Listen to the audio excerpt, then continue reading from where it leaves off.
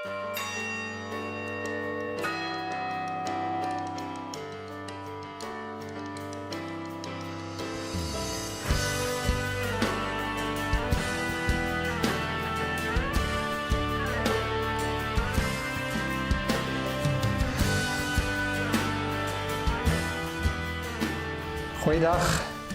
dit is 'n groot voorreg om weer 'n slag by Mosselbaai Moedergemeente te kan kuier. Ek is eintlik deel van die gemeente en nog steeds so 'n bietjie met narratief pastorale werk besig en dan natuurlik met die pelgrimstog van hoop, veral dan die ligdoringroete. Maar ja, vandag is nou 'n geleentheid om saam met julle te dink oor hierdie Triniteitssondag, die Sondag oor die God drie-enig. En ek gaan spesifiek die fokus laat val op die Heilige Gees. Dit is tegelykertyd ook 'n naweek waar die dinge rondom die bazaar eintlik begin gebeur, né? Dit is die manne wat al reeds weg is daar na Mosplaas toe, van Tinus en Esmay van Staden. En dit is daar ver in die Kalahari. En dit is dan waar hulle die vee gaan kry en dan gaan aanry Mosselbaai toe. En dan weet julle reeds dat van maandag af begin die werk gebeur in die Klipkerk en dan Saterdag die bazaar. Terloops, die bazaar is eintlik eers 9 uur. Dit is vooraf die wedloop en dan daarna om 9 uur begin die bazaar amptelik. Maar ja, hierdie koneksie tussen die Kalahari en dan Mosselbaai Moedergemeente. Dit is tog hierdie liedjie ver in die ou Kalahari, daar sing die boere so, gee ons die ou Kalahari bo. Wyd lê die eindelose vlaktes, kameeldoringboom en sand, eensame, vreedsame wêreld. Dit is ons Kalahari land. Dis die wêreld wat ek ook ken, ek is 'n Kalahari seun. En ja, dit is eintlik so 'n pragtige lied wat ons anker in die skepping. En daarom wil ek graag ook dan hierdie oordenking begin met Genesis 1, waar daar dan staan, in die begin het God die hemel en die aarde geskep. Die aarde was heeltemal onbewoonbaar. Dit was donker op die diep waters, maar die Gees van God het oor die waters gesweef. God wat alles gemaak het, sy Gees wat ook daar betrokke was. Besondere iets om oor te dink. Kom ons bid saam. Here, ons aanbid U as die Skepper God, die Vader wat alles gemaak het, maar ook volgens Johannes 1 die Woord wat alles wat bestaan daarbij betrokke was, want dit is deur U Woord gemaak. En dan Genesis 1 wat ook sê dat U Gees oor die waters gesweef het. En Here, baie dankie dat ons hierdie diens dan kan begin en hierdie oordenking kan begin in die naam van die Vader, Seun en Heilige Gees. Amen. Ek groet U dan ook, genade en vrede vir jou, van God ons Vader, deur die werk van Christus die Here en die Heilige Gees. Liewe vriende, waar jy ook al ingeskakel is, die gedagte rondom die Heilige Gees, die Ruach van God, in die Ou Testament, die Ruach, Hebreëse woord, wat dan eintlik sê asem of wind of gees, en in die Nuwe Testament pneuma, wat dieselfde betekenis het, asem, wind, gees. En ek wil dan eintlik vanmôre en vandag, waar jy ook al is en wanneer jy ook al luister, saam met jou dink oor hierdie ding van om 'n tweede asem te kry. Ek weet daar is tye wat 'n mens eintlik uit asem raak, kort van asem raak. Maar jy eintlik besef, jy het 'n tweede asem nodig, jy weet. Ek dink aan met my stappery aan Sinema Tsitsikamma, wat daar op die 4de dag hierdie hengse lang berg is wat 'n mens moet uitklim. En dan iewers langs daai pad van daai berg wat net aanhou. Die deel word eintlik genoem Nademaalsnek, waardeur 'n mens moet stap. Dat ek onthou hoe dit al 'n punt was waar ek net gaan sit het. My asem was uit, my asem was weg, die golf was uit, die energie was uit. En ek moes gaan sit en eers water drink, ietsie eet, en die energie by mekaar kry, en 'n tweede asem, om die res van die pad aan te vat. Of ek herinner my aan die Agus. Jy weet, in daai Agus het sy bulte en geweldige opdraandes wat jy moet uitry. En so na 30 kilometer, dan kom jy daar vir die eerste keer by so 'n plek, langs die pad, daar by Simonstad, en dan het die ouens daar vir jou nuwe water, en hulle het sommer 'n bietjie iets anders koeldrank om te drink, en selfs ook sien maar Coke of ietsie lekkers om te vat, en dan kry mens daarvan af bietjie weer 'n tweede asem, partykeer eintlik 'n derde asem nodig. Nou, die gedeelte waar ek saam met jou wil oor dink, is die woorde wat ons kry in die Johannes Evangelie, Johannes 20. Dit is dan die tyd wanneer Christus opgestaan het, en wanneer hy, volgens Johannes 20, sommer so deur die deur beweeg, en dan tussen sy disippels is, en hulle groet, vrede vir julle. En dan staan daar, vers 22, nadat hy dit gesê het, blaas hy oor hulle. Blaas hy oor hulle. En sê, ontvang die Heilige Gees. Blaas hy oor hulle en sê, ontvang die Heilige Gees. Jy weet mos dat die boek van Johannes Evangelie, en dan ook uiteindelik Openbaring, ook selfs die briewe, heel wat van beeldspraak gebruik maak. En dan speel hy eintlik volgens die Johannes Evangelie met die uitstorting van die Heilige Gees deur Jesus wat die simboliek gebruik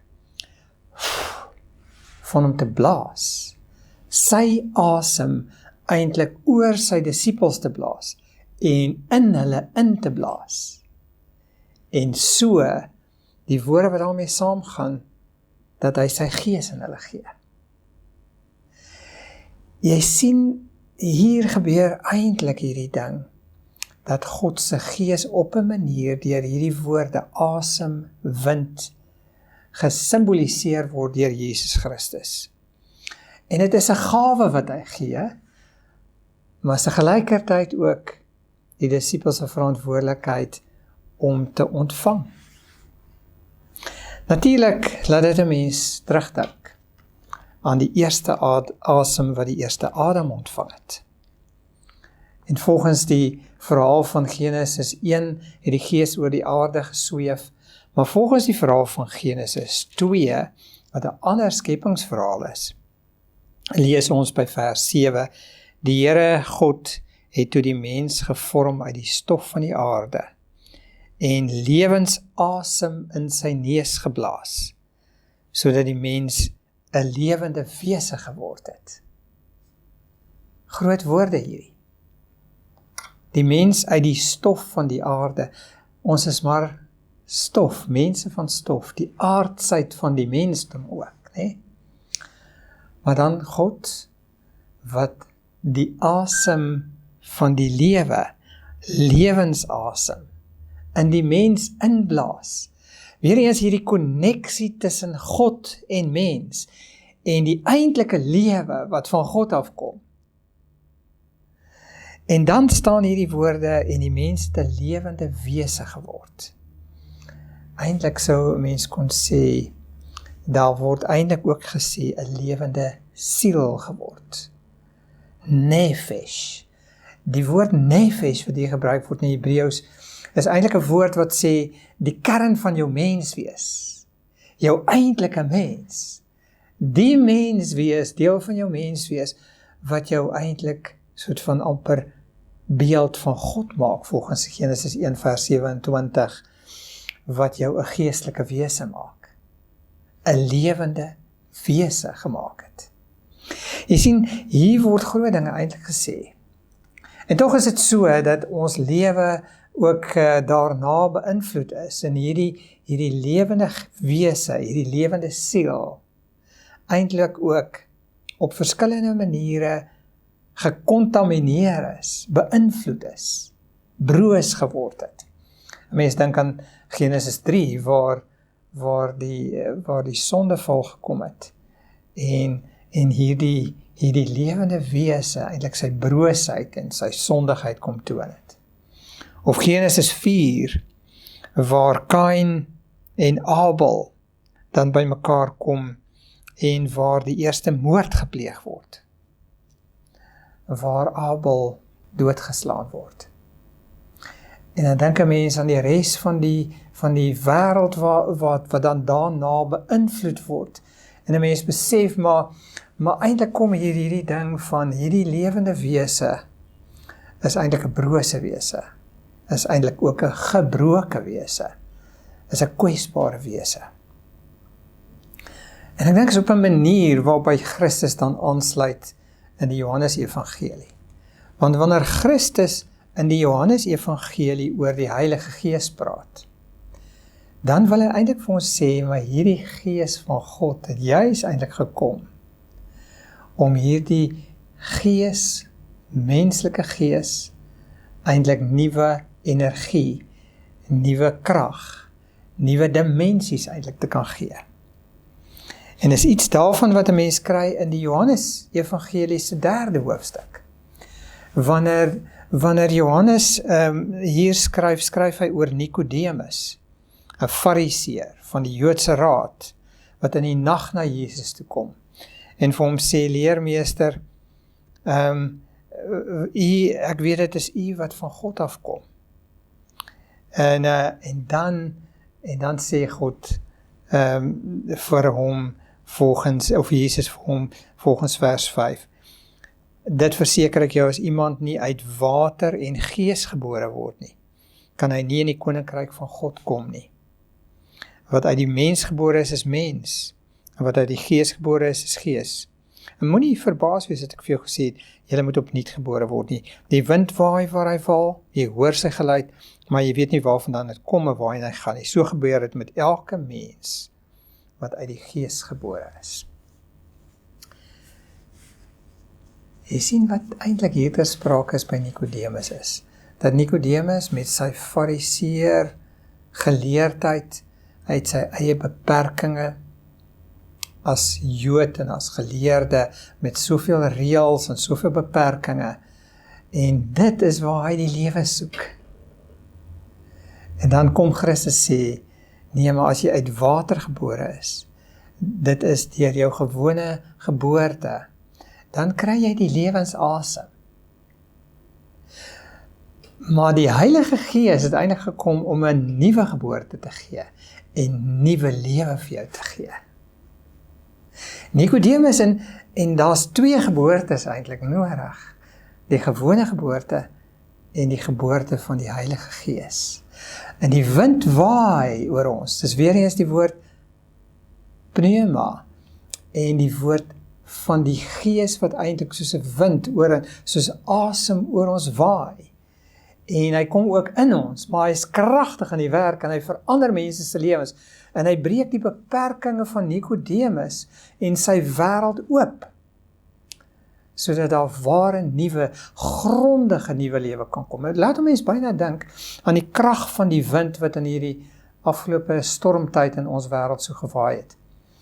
Ek dink as iets soos 263 bome op George se golfbaan wat ontwortel is. Maar baie van daai bome is eintlik ouerige bome, maar is ook baie uitheemse bome. Bome wat eintlik op 'n manier lankal uitgehaal is geword het. En wat nou ontwortel is. Op 'n manier is dit wat met Nikodemus ook moes gebeur.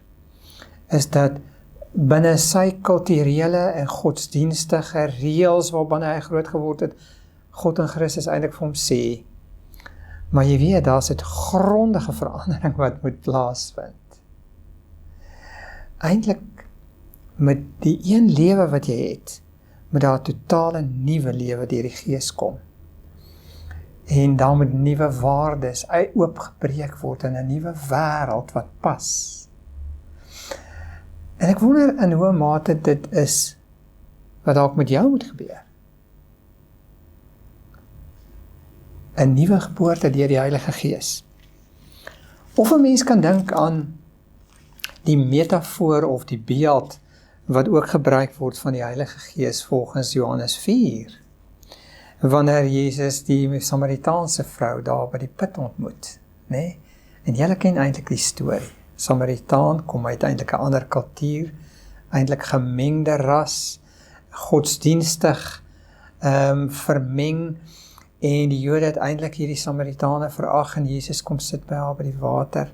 En dan by die simbool van die water kom Jesus en sê, maar ek gaan vir jou lewende water gee. En dan uiteindelik in Johannes 7 sê hy, hierdie lewende water is die Gees, wat eintlik vir jou totaal nuwe lewe gee. Die Johannes Evangelie probeer hier ook teenoor die Joodse fariseer en wetsgeleerdheid vir ons sê dat die Heilige Gees kom maak eintlik deurbrake in mense se lewe wat nie Jode is nie. En wat dat klomp ander issues is, kom breek oor grense heen deur soos 'n stroom lewende water.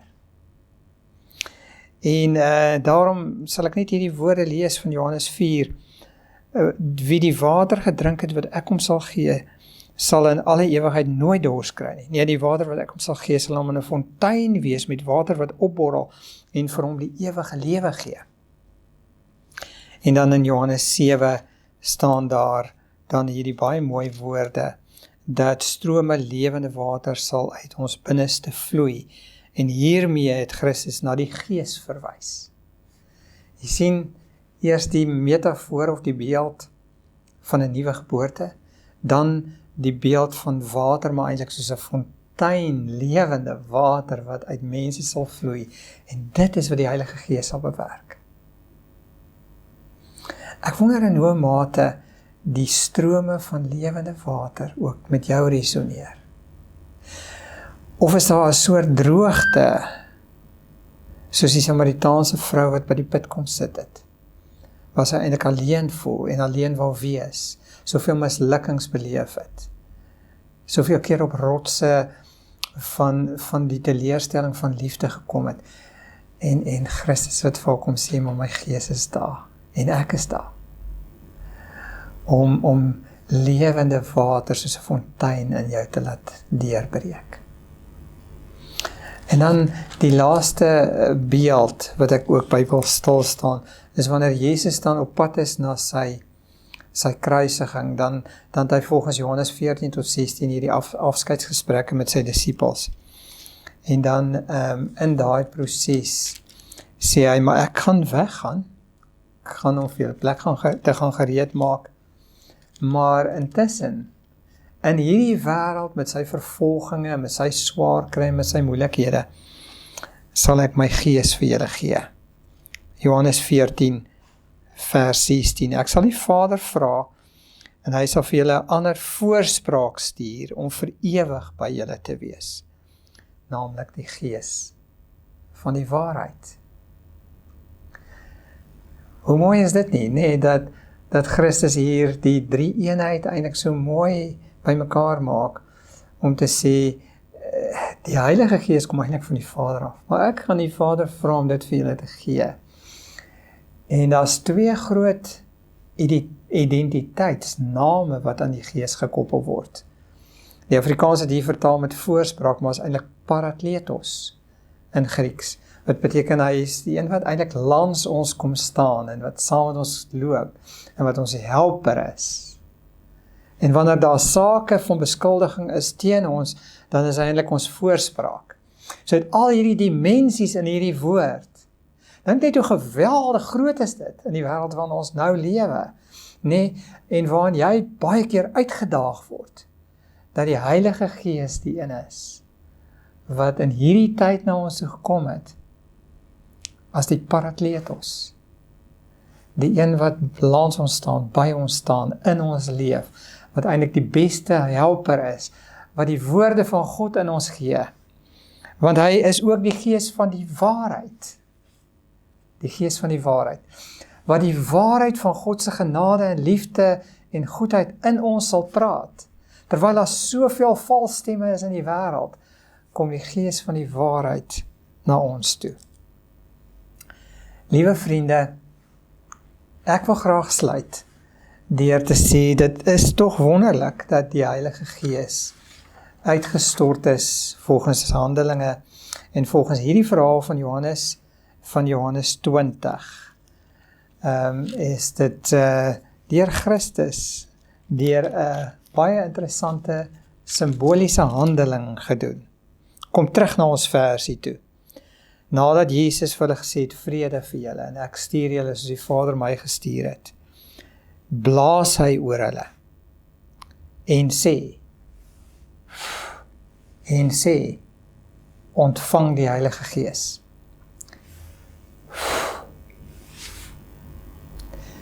Die Gees is die asem van God. Net soos wat ek die lewensasem nodig het vir die lewe. Wanneer hierdie asempie wegraak, lewe ek nie meer nie. Die lewensasem is noodsaaklik vir hierdie lewe. Maar die asem wat Christus oor ons geblaas het, sy Gees, is nodig vir ons hele lewe en tot in ewigheid. Dis eintlik hierdie tweede asem wat ons nodig het.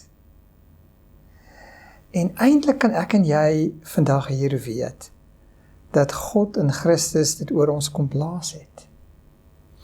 Dat hy eintlik nie vir ons sê, ontvang dit.